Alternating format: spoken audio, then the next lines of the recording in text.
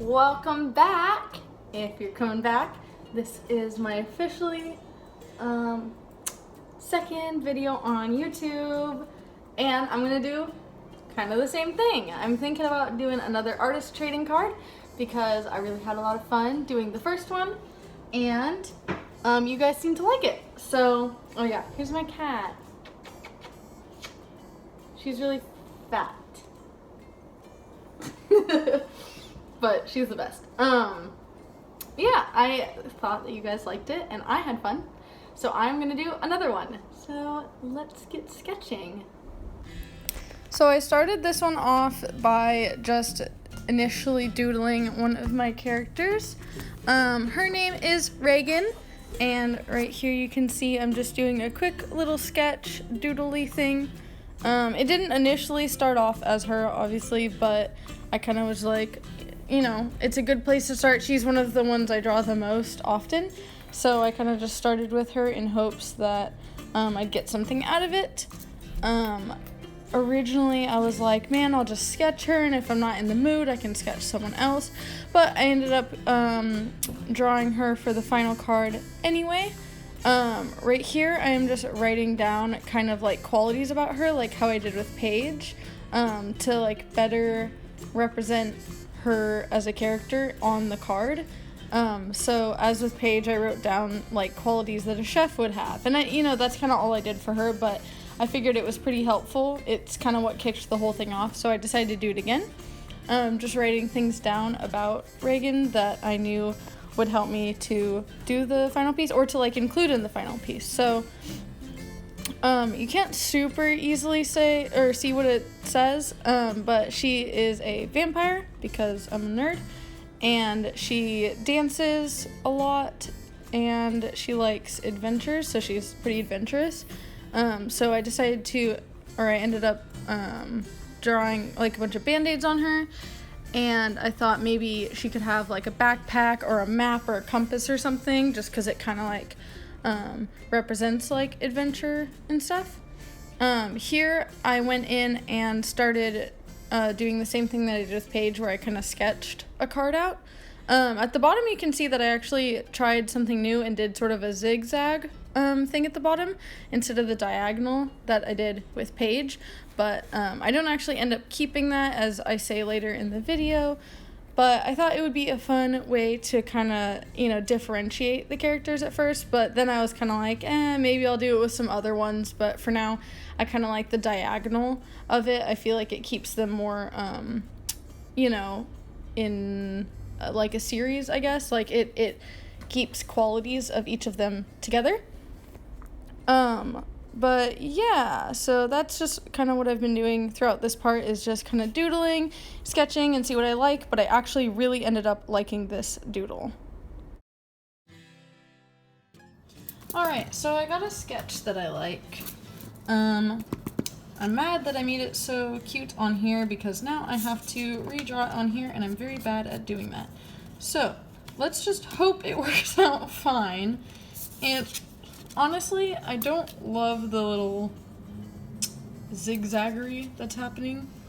So I think I'll probably change it to a slant as well. So yeah, let's start drawing on here.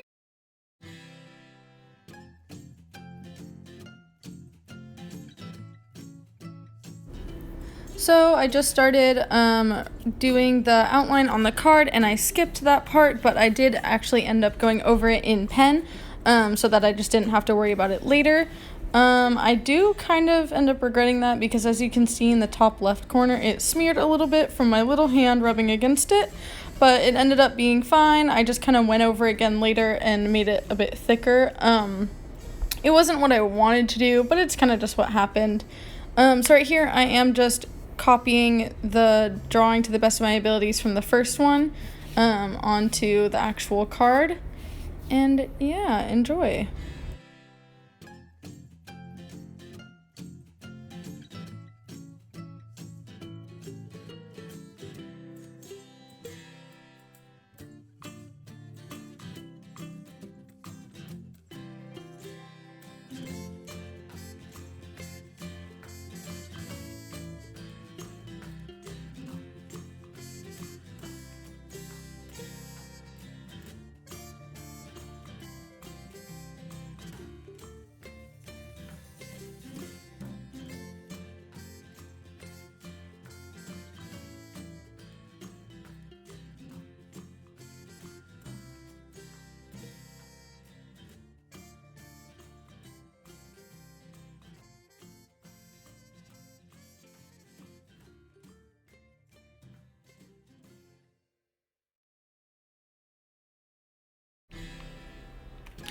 So right here, I start going in and outlining it with pen. I'm using black Micron pens again.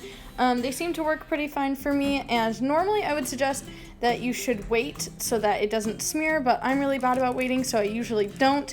This one I did for a minute because I really didn't want it to mess up because I was liking how it was going. But yeah, I would suggest waiting because you never know, and you never really want your pen to smear. Because it can make or break a drawing, I would say, more often than not. But I personally don't because I'm impatient. Just some advice for ya. And also, I use Micron pens because I know that generally they're pretty good about not smearing when adding markers or anything. Actually, a lot of the times Microns will also not smear when adding watercolor if you let them sit long enough. So I would say they're pretty reliable, and they come in a bunch of sizes. This isn't sponsored by Micron, but if you're an aspiring artist and you have a little bit of extra money and you wonder where to start when it comes to outlining your drawings, if you're into that sort of thing, I know I am because I really like the style of like cartoons and stuff, I would suggest for sure going out and picking up some Microns. They have individuals for sale, or you can buy them in different packs, and they also come in colors, which can be really fun to experiment with. So yeah.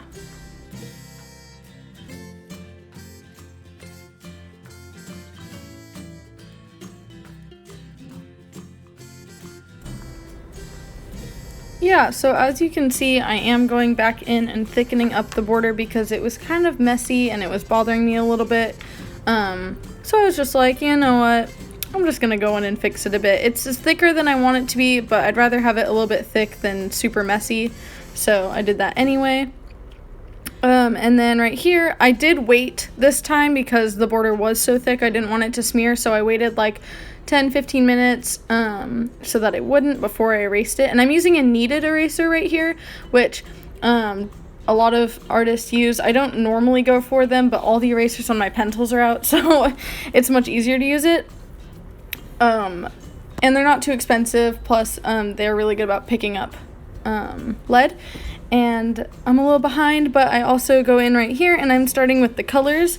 I'm using Copics for the most part on all of this, which they're really expensive, but honestly they're pretty worth it, I would say, because I usually like cell shading, which is basically when you color something in and then all the shading on it is pretty like flat and like you can kind of tell it's not like as blended.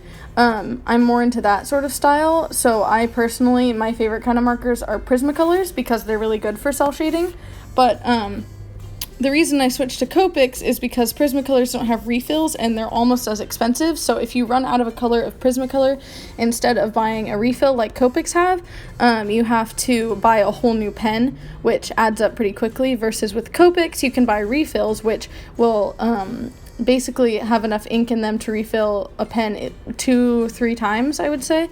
I don't know, I haven't needed to fill a pen up that much. I only have 2 refills so far, so that's pretty good in terms of how long they last, because I color with them pretty much every drawing. But here I actually don't like how I did the eyes. I was trying something different and I didn't like how it turned out, and I tried fixing it by adding like pupils, and I normally don't do pupils because they make them look like they're looking 2 different ways.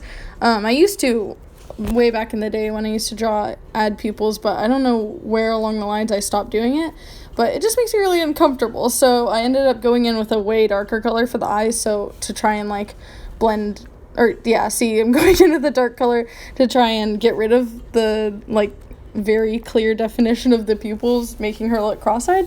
It doesn't quite work, but you can't tell super bad, so I'm okay with it. Next time I know just not to do that.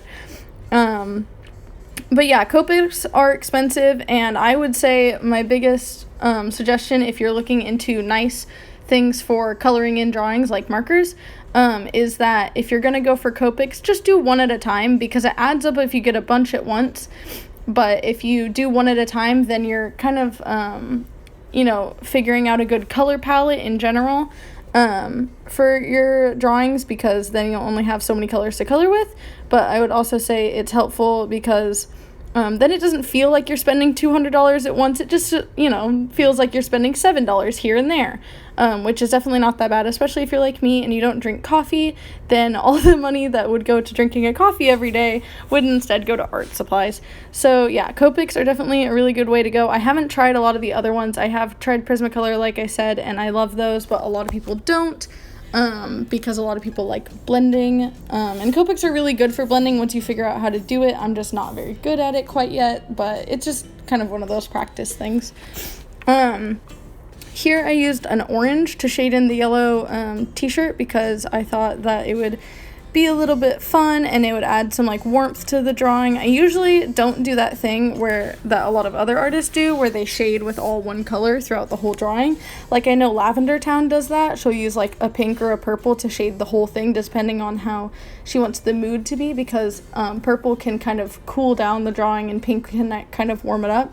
But I like to use just a darker color of the color. So like on the skin I'll use say E13 as a Copic for the skin color, and then I'll use E15 to shade it or something. Same thing with the t-shirt right here. I use a yellow and then I used an orange to shade it. Also, pro tip, don't fill in black with Copic until you're done. I said this in the last video, I'm pretty sure, but I will say it again and I stand by this. Black first will ruin your drawings, okay? Because if you put the black down and then you add in a color over it, the color will pick up the black and smear it all over the drawing, so the whole drawing will have like black smears and it'll ruin your day and your drawing, and it's the saddest thing ever. So just promise you'll never do that. It's not worth it, guys. Just wait until the end.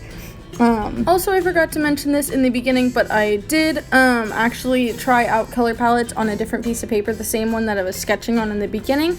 I tried different like colors for the t-shirt and the pant thingies and the backpack, and I ended up doing yellow and kind of like a reddishy color for the pants, and I did end up going with a light yellow and a green for the backpack because I figured that a blue would be too harsh to go with the yellow and the reddish color, but a green would be perfect because it would kind of blend in but also add a little bit of a cooler color texture, or not texture, what? A little bit of a cooler color to the whole thing, which would help, I don't really know how the words that I'm trying to say right now, but it would basically help to like balance it a little bit more. Because if you just had warm colors, it might feel like it's a little too warm, and there's no contrast.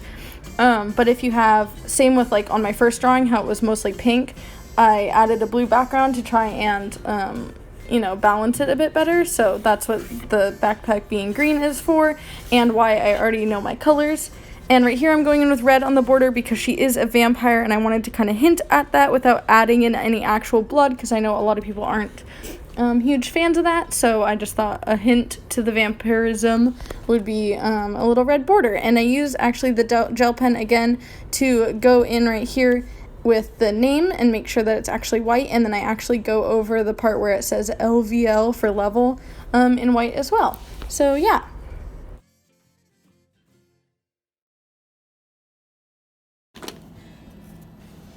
Alright, so here is the final piece.